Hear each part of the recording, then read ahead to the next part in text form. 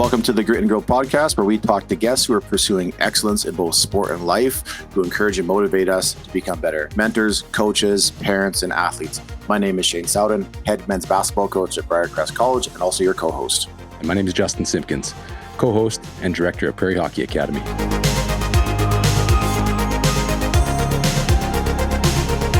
Welcome back to the Grit and Growth podcast for part 2 of our conversation with Jill Lane. In today's episode, we get practical. From fueling student athletes to helping pros extend their careers, Jill shares some real stories and simple foundations that anyone can apply. We also dig into the overlooked challenges of female athletes and why modeling good habits matters for every parent and coach. I hope you enjoy today's episode.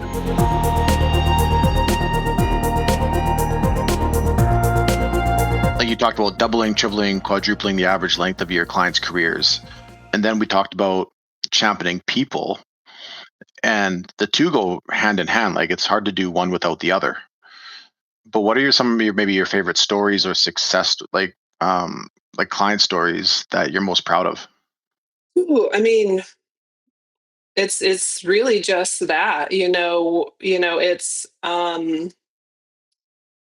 it's everything from helping with things that are off the field that aren't in the public eye, like having babies.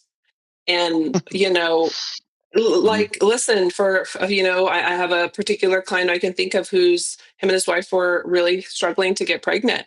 And, they had some challenges with pregnancies. And, the day I got the phone call that baby was born, was the day I knew why I was with them. Now this particular athlete was very high profile. And so my work with him was also while I was there, but I just got really crystal clear on why I think God probably connected us.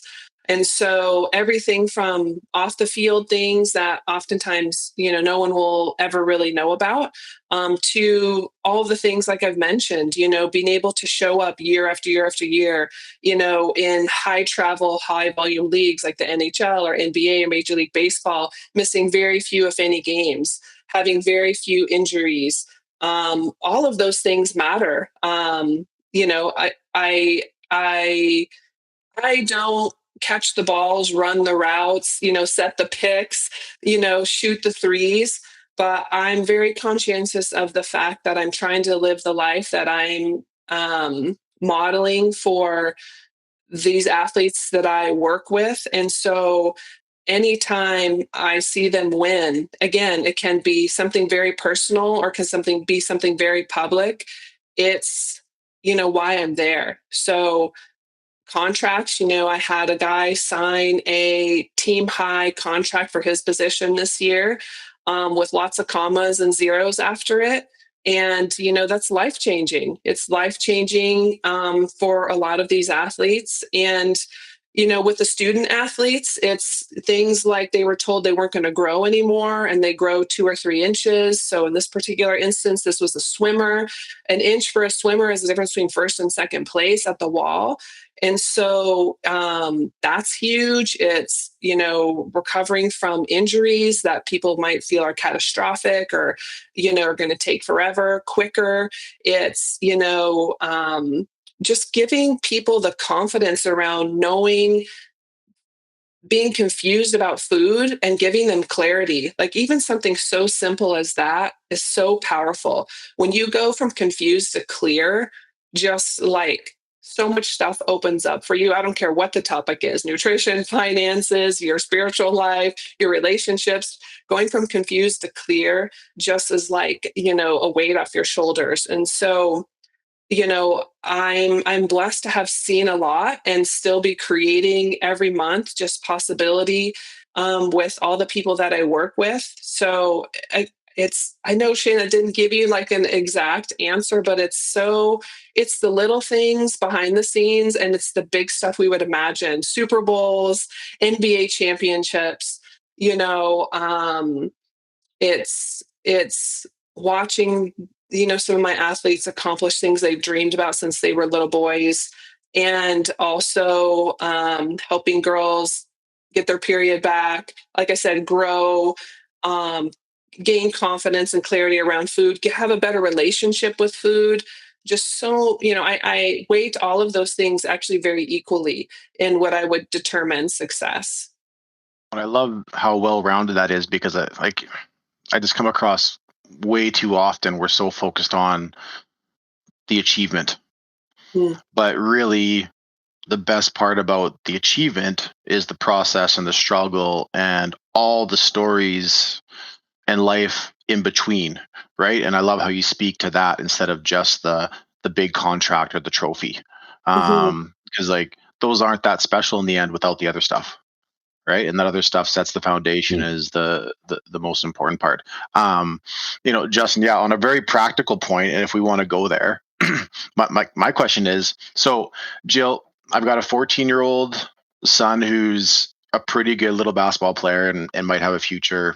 Who knows?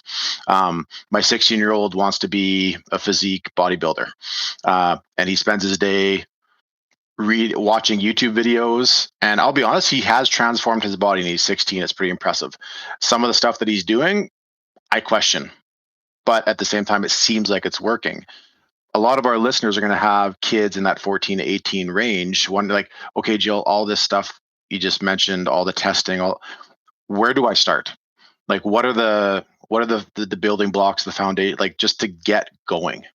Great question. And I love that your boys already have like some goals and some things that they're reaching for. It's super important. So, where do we start? I start the same way with anybody that I work with. It's 5 things. You'll see this on my Instagram at Jill. It's Jill.Lane.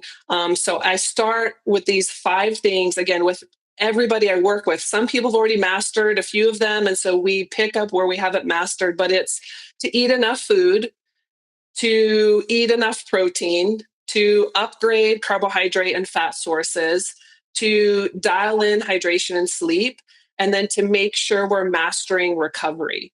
And so, in that kind of needs analysis, after I understand what your goals are, I understand your sport, I figure out how many hours per week you're training. We kind of talk about all of that. Then we start to reverse engineer. Okay, well, how many calories is that going to take?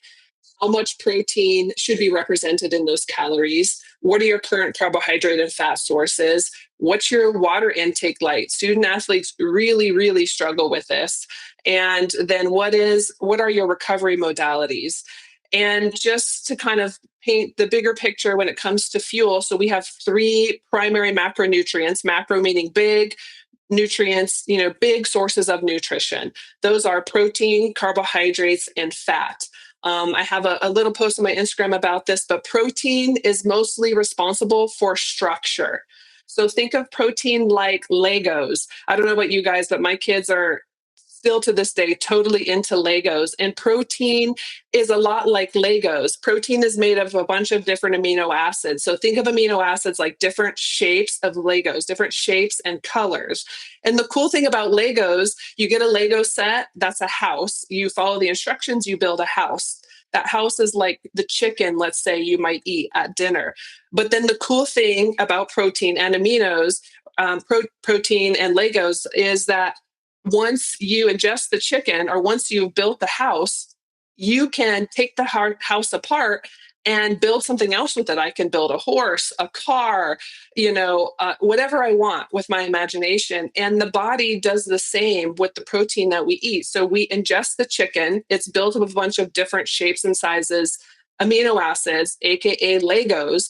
And then we break apart that chicken like we broke apart the house. And now our body reuses those amino acids to build other things in the body. Protein is mainly for structure. If you're having to use protein for fuel, something has gone wrong. It is not a primary fuel source. It is a source of calories, but we have to think of it as structure. It is the base of everybody's plan. And I don't care who you are. I just was building a plan this morning for an NFL client. We are always setting protein first because it is the structure that glues us together. Collagen, everything that we have in the body is made of amino acids for the most part: hair, skin, and nails, digestive enzymes, mood chemicals. So it's not just muscle tissue, it's bone. Peptides, which are a big discussion in medicine and sport, are smaller chains of are chains of amino acids, smaller than protein but bigger than a single Lego. So it's like a few Legos put together. It's not quite a house, it's not quite one brick, it's a few Lego bricks put together. Almost everything in the body is made of one or more amino acids. So we have to set that structure first. That's the job of protein. Then, with most people, the next thing I do is go to the quality and the source of their carbohydrates, because carbohydrates are fuel. Their primary job is fueling activity, fueling growth, fueling recovery, helping to fuel injury repair, along with amino acids or protein. Most people's issue is not carbohydrates. So carbohydrate rich foods are things like rice and cereal and bread and pasta, and then all the things sweet we can think of, excuse me, and then of course sports drinks. The issue with carbohydrates for most people is the source, the amount, and the timing. And so we get into type and timing and source, and that's really dependent upon how much do you weigh? How much do you train? What are your goals? When do you do all of that? And so while protein has a very specific um, calculation, if you will, that's very similar amongst athletes and non-athletes. There's no gender differences. There's no real difference in age, except for we really do need more as we get older. Carbohydrate is very dependent upon activity level and your goals. And then the last macronutrient is fats. Fats are both structure and fuel. And so the brain is made primarily of fat. The male brain doesn't really stop developing until somewhere in the middle 20s. It's the last thing to develop in the body fully. And so if you're not getting enough performance fats during your growth and development years, you are stifling potentially not only cognitive function, but hormone function. So fat is critical from a structure standpoint, where protein builds everything like Legos. Fats do help contribute to that, specifically hormone development, cognitive development, like actual brain tissue, and then the cell wall. And so without enough performance fats, and I'm specifically not saying healthy fats, I'll get to that in a second, but performance fats, we may, regardless of our age, suffer with those three things. And then fat is also a fuel source. And so we need fat for fuel as well. And so I spend my time with anybody I work with, making sure we have the structure of those three things. We need protein for structure. We need the right types of carbohydrates in the right amount, the right time, from the right source. And then we want fats, again, to help build structure of key components in the body: cell wall, hormones, and the brain. And then to have fuel, especially for longer duration activities. That's where fat really shines, is in longer duration activities. And so if you're going to be playing your sport continuously for more than 45 minutes to an hour, especially if there's no carbohydrate replenishment around, you're going to start using fat more for fuel. You don't switch from one to another. There's an overlap, but you will predominate from carbohydrates to fat, somewhere, depending on size and how much glycogen you can store, somewhere around the 45-minute to 90-minute mark. And so we focus there on building it. So what parents of student athletes and what student athletes listening should do first, and Justin and I have talked about this, is in any of those things I just mentioned, look at all of your meals and snacks and see if you feel like you have a good distribution first of protein. My mantra is always add before you take away. And so before, as a parent of a student athlete, your notion might be, or even as a coach, I have to retrain a lot of coaches, a lot of my industry colleagues. I've been retraining our thought process on this for years now, because we first want to just take a hammer to the sodas and the fast food and the junk food, and we want to strip everybody of that. And while, yes, I would love it if people ate less of that. Those empty calories, they're not nutritionally dense, but those empty calories are providing some sort of fuel that especially a student athlete needs, because remember, they're trying to grow and develop and train hours and hours and hours per week and focus at school. And while they might not be the best calories for them, they're providing calories. And if we strip all of that away, the bottom is going to fall out when it comes to their ability to just have any fuel to do anything. And that's where reds can really ring true. And so let's first add some structure with protein and start to maybe swap out a few things. And then we can see how we can start to phase out some of the stuff that might be empty in nutrition, but calorie dense, like some of those junk foods. So, as a parent or student athlete listening, go through all of the meals and snacks. Do you have protein at each meal and snack? You should. What are your primary sources of carbohydrates and performance fats? And start to look for opportunities to upgrade those. Again, I start everybody there. I don't care who you are, if you're on TV every week, or if you're just trying to make the varsity team at your school. I start everybody there because physiology is physiology. It works. The way our body handles those macronutrients is the same regardless of who you are. And so that's where we start. Perfect. I think, and I like that, we add before you take away. And I guess I'm curious, do you find as, because maybe I'm a parent who's suffering, struggling with getting my young student athlete to give up some of the junk food and things like that. And so I just don't want to buy it anymore. But you're saying, well, actually, let's just start adding before you take it away. So my question is that, does the body start to respond once we start eating, maybe, we're eating the proper amount of protein, or we're eating, high quality carb sources, almost to the point where we're not craving maybe the fast food or the junk anymore? Once we start to add some of that in, it just naturally begins to take itself away. Do you find that Yeah. experience? Yeah, it's a great question. In my experience, I do start to see a natural decline on its own of the things we would wish our student athletes were eating less of, or that we would want to eat less of, because sometimes the reason why we're driven to those calorie rich but nutrient dense foods, the sugary stuff, the fast foods, the fatty fries, is because we have a mood chemical deficiency. We're not making enough things to give us our own natural levels of dopamine and serotonin. We know we get kind of like a quick hit from some of those foods, just like we do by going on social media, etc. And when we eat enough protein and we eat enough like of the right carbohydrates to have some fiber to take care of our gut microbiome, we start producing more mood chemicals that help us with dopamine and serotonin and focus and drive and joy and happiness and all of those things. And so some of that, when we're well nourished, will just weed itself out. We might have less of a sweet tooth. We might still want some Chick-fil-A fries. That's my favorite fast food fry, by the way, from time to time. But I feel Yeah. like I don't need to live off of it. Things will just slowly weed themselves out.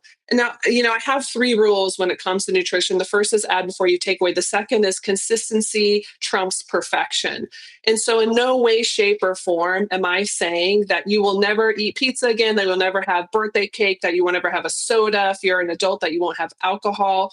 But the goal is to not be living off of those things. And most student athletes that come to see me at the beginning are living off of macaroni and cheese, fast food, sodas, sports drinks. Oh man, Not to call you just anybody out. you just basically summed up my 5 years of university right there.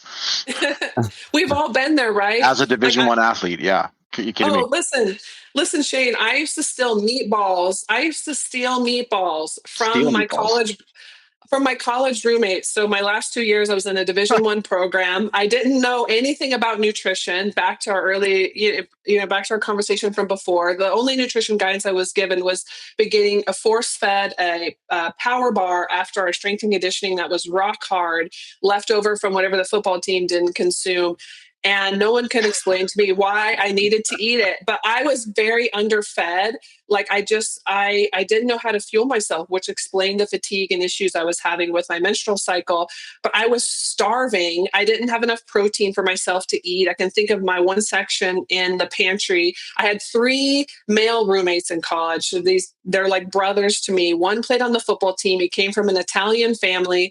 His mom, a couple times a month, would bring up big bags of like homemade meatballs and sausages and put it in the freezer for him. And I was so hungry, I would like steal his food because I don't know why, but I was craving it. I mean, I do now, but it's like I just need more protein.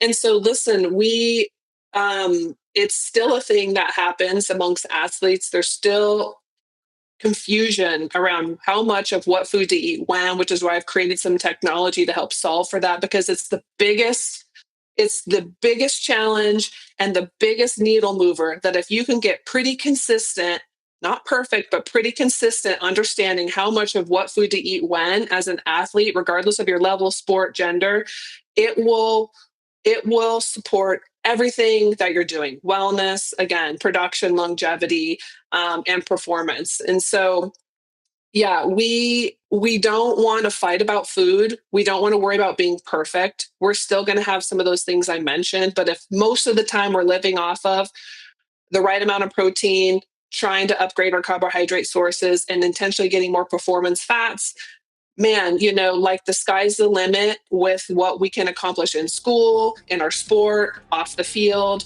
all of the things. And I'm getting a craving for mac and cheese again now. Really? I'm feeling like ribeye and sweet potato right now. I'm hungry and it's first thing Oh in the man, morning. with a side of mac and cheese. Anyways. Hey everyone, it's Shane here. If you've been listening to the show for a while, you know I'm passionate about coaching. Not just running practices or drawing up plays, but building culture, leading well, and helping athletes grow as people. For me, one of the biggest game changers in my coaching journey has been working with my mentor, JP Nurbin, and his program at TOC Culture. Now, TOC is all about transformational coaching, giving you a clear framework, the tools you need, and the accountability to apply them with your team. And now they've launched something brand new, the Coach's Gym. It's an all-inclusive hub for transformational coaches. Inside, you'll find courses on working with sports parents, managing playing time without the drama, building the foundations of great coaching, and earning your transformational coaching and culture certification. Plus, there's an entire library of ready-to-use tools and systems to equip you to build a championship culture, and a private community of coaches who are walking the same path you are. Now, I started working with JP back in 2018, and it was a game changer for me as a coach of my program. I've gone through the certification process, I've used the tools, and it's been massive in our success the last few years of building a championship culture, both on and off the court. If you're serious about becoming the kind of coach your players remember for life, you've got to check it out. And because you're a Grit and Growth listener, you can save $50 when you sign up.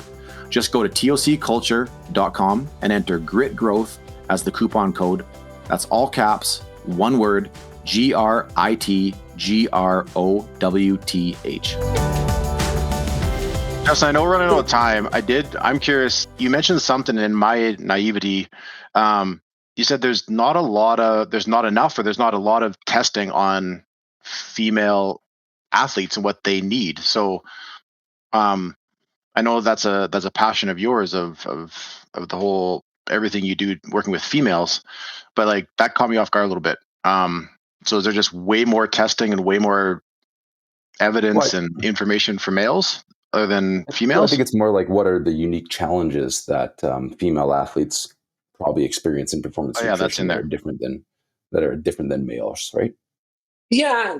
I mean, two things there. I mean, I may have misspoke earlier, Shane. There's not a lot of research, is what I meant to say if I didn't say that earlier. There's been more discussion around it the last couple of years and more starting, but there isn't. Most research is done on men, whether it's sports science, whether it's medical research, whether it's nutritional research. Most research that we read about in humans is done mostly on men.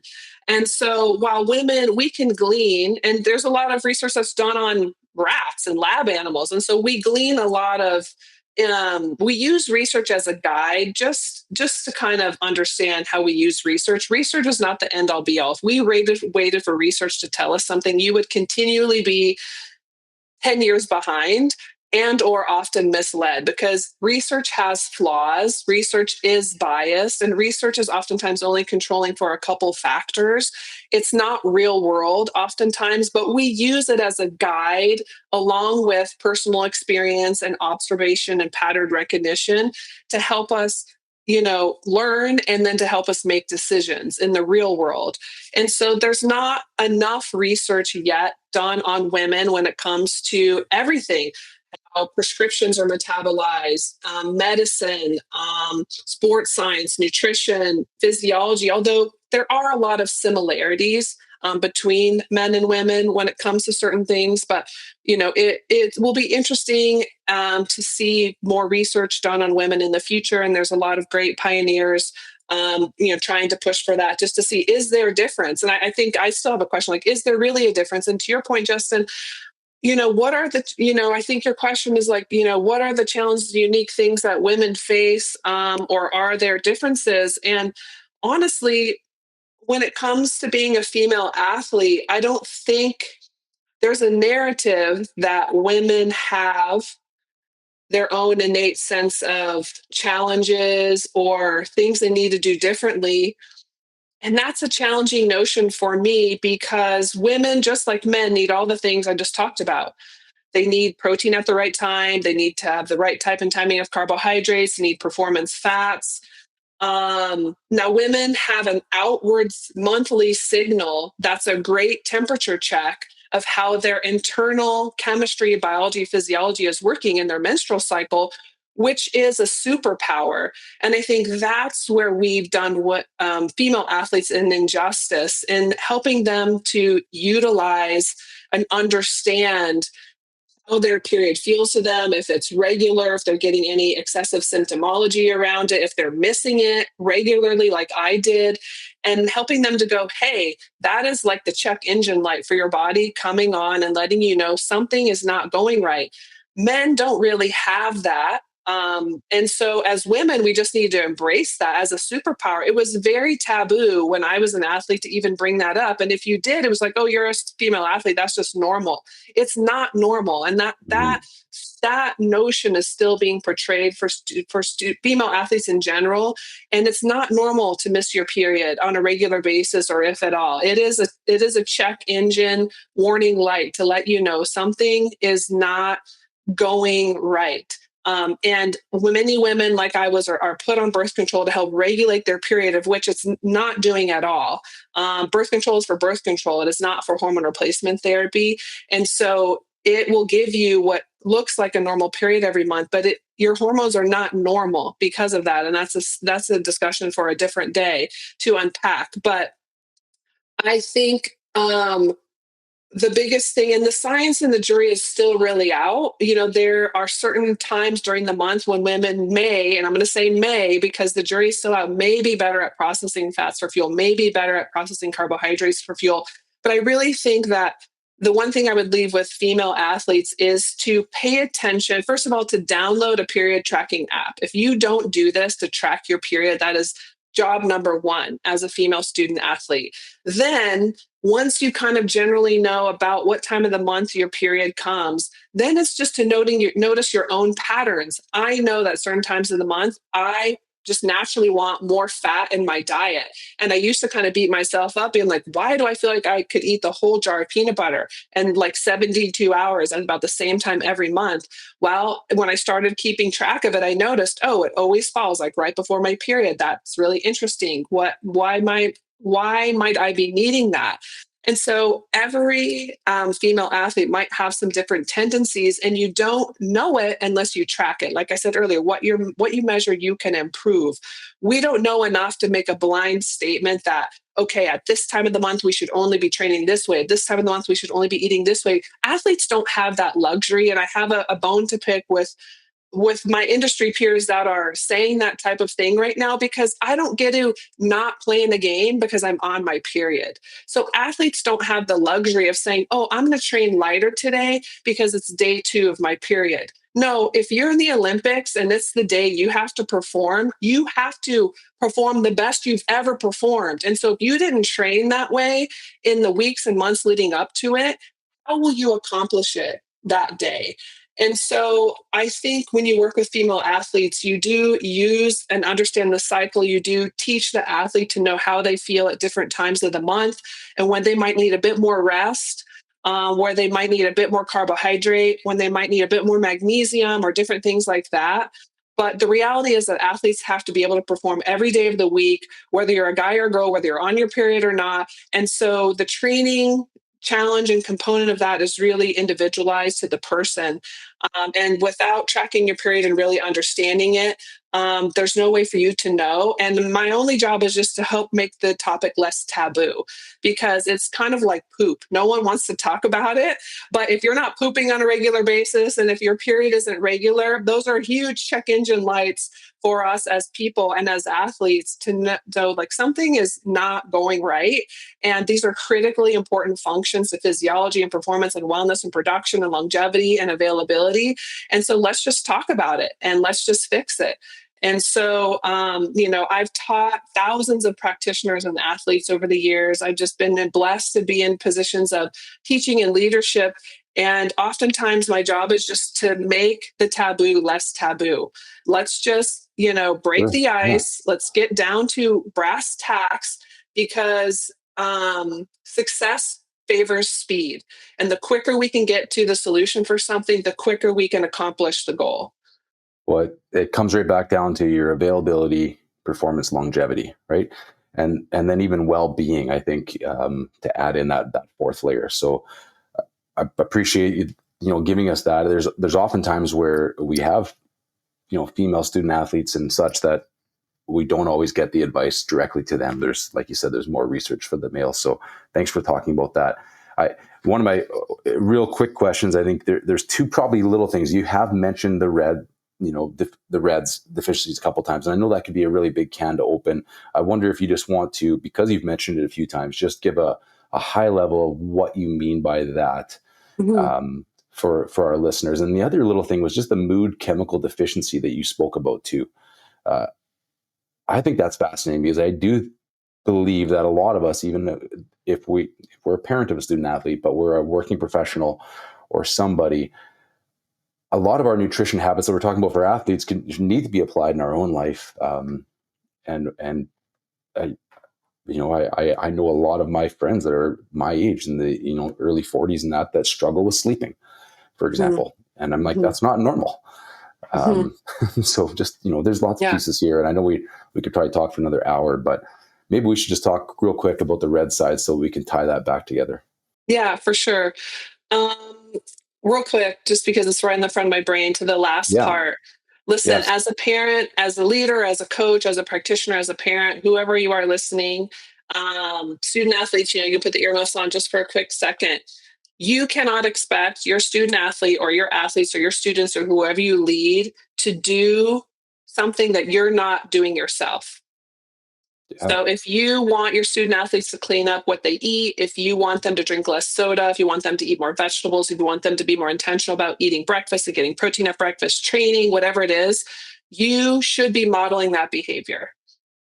You Right. should be modeling that behavior. And so I'll just leave it at that. That has been a big thing. That has been a personal responsibility. The champion yourself all gets folded up into that. And oftentimes in business, sometimes if I'm like, what is going on with my client? There might be times I'm just like, wow, everybody kind of feels stuck right now. The first thing I do is look in the mirror. Am I stuck somewhere? Am I personally stuck somewhere? Hmm. And then I might be like, oh yeah, I've been traveling at this or the other. And the first thing I correct is my own business with myself. Because again, if I that's just how I'm wired, but I just believe how we should all move in this life, that if we're going to expect some from other people, we should be doing as much of that as we possibly can too. Within our scope, again, I don't catch the passes, I don't run the routes, I don't sink the threes, I don't stand on the Olympic podium, but I'm going to do my damnedest to do as much as I possibly can that I'm asking my athletes to do out of integrity and out of modeling so that they know, I believe in and I do what I'm telling them to do and Right. asking them to do. All So right. So that's the parents, last part champion of it. ourselves. We got to go. No more dad bods. 100%. Come on, guys. 100%. 100%. Yeah. And then RED. So RED stands for Relative Energy Deficiency in Sport. About a decade ago now, the International Olympic Committee and ACSM and a variety of bodies kind of transitioned the language of the female athlete triad to REDS, relative energy deficiency in sport. I'll give you like the quick overview of what this is. So, relative energy deficiency in sport is chronic low energy availability. Well, what is low energy availability? Energy availability is the amount of energy. So remember, the metric that the body uses for energy is calories. Is calories. So low energy availability means low calorie availability to the body. So, how do we find ourselves with low calorie availability to the body? So, it's a math equation that's a little hard to spell out in a virtual setting, but I will do my best to do it. So, we ingest calories with the food that we eat every day. Every day, that's called energy intake. That's calorie intake, and then we expend calories, energy expenditure, in activity, competition, strength training, walking, all of those things. So, energy intake minus energy expenditure leaves some calories. So, for simple math, let's just say we eat 2,000 calories per day. We expend 1,000 calories from training and the like. We have 1,000 calories available for the rest of our metabolism to utilize to run itself.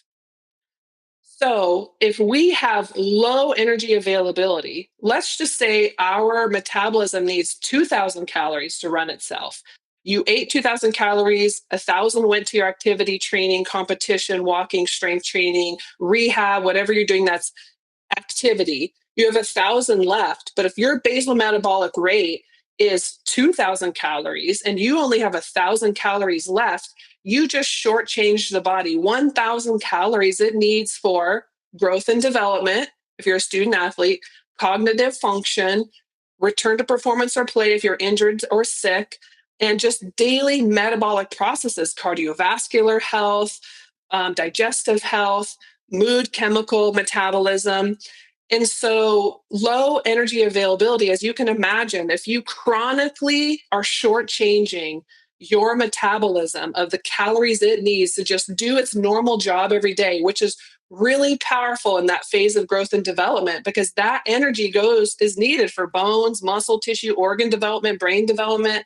If we shortchange our athletes or ourselves, our daily metabolism chronically over time, I'm not just talking, a random Tuesday. I'm talking Tuesday, Wednesday, Thursday, Friday on repeat now, weeks in a row,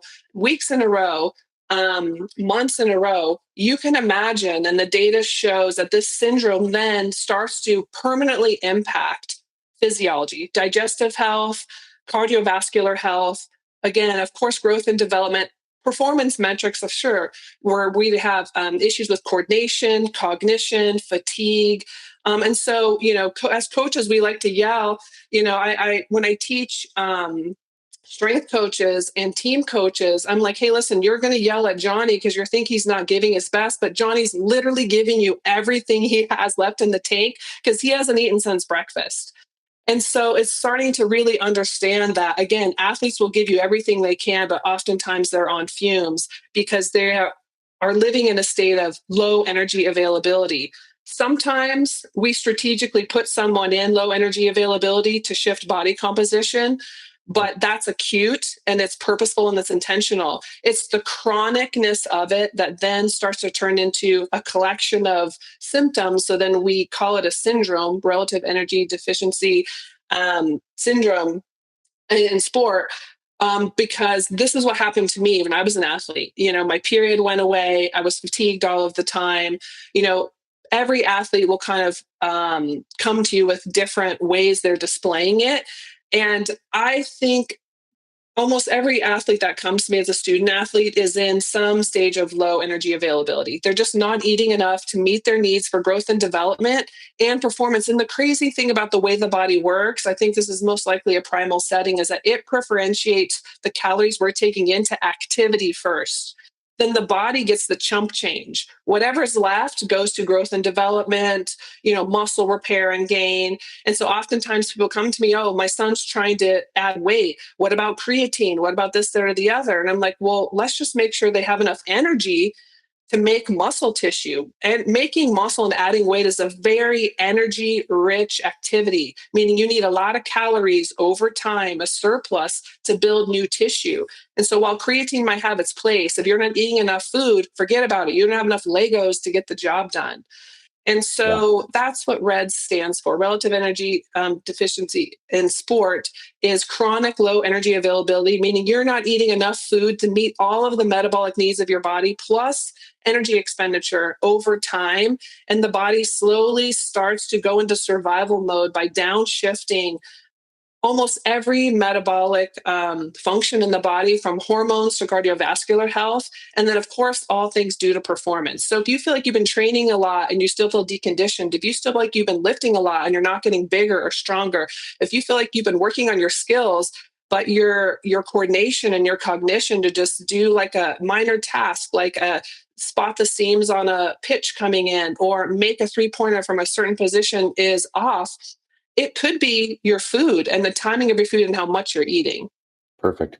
I appreciate that. And I think um, we can all relate to that. And I was going to make a side comment, maybe I still will, but it's like you never, I've never met anybody who's in that, calorie deficient acute phase or in this diet where they're trying to cut that's in a good mood. Let's just be honest. So I think it's, anyway, Jill, thank you for all of your insight and knowledge today, telling your story. I think, your website says champion people, fuel performance, maximize potential, and it probably should say enhance well-being as well. Because you're right, when we're in a state of anything and we come home from work and we haven't fueled ourselves properly, it's really hard for us to hold space for our family, actually. And as a father or as a husband, that's like my main goal, not my day 9 to 5. And I have to look after myself, champion myself first. So I appreciate your call out that for all of us to be better and champion yourself so that we can champion people. So thanks for what you brought today. I appreciate y'all. I appreciate the discussion so much. Thank you so much for listening to today's episode of the Grit and Growth podcast. We hope that you enjoyed today's guest and the answers that they were able to give and the stories they were able to tell. If you did enjoy today's episode, we'd ask that you would just follow or subscribe to our podcast. It does help us get the word out and our message. Thanks again. Have a great day.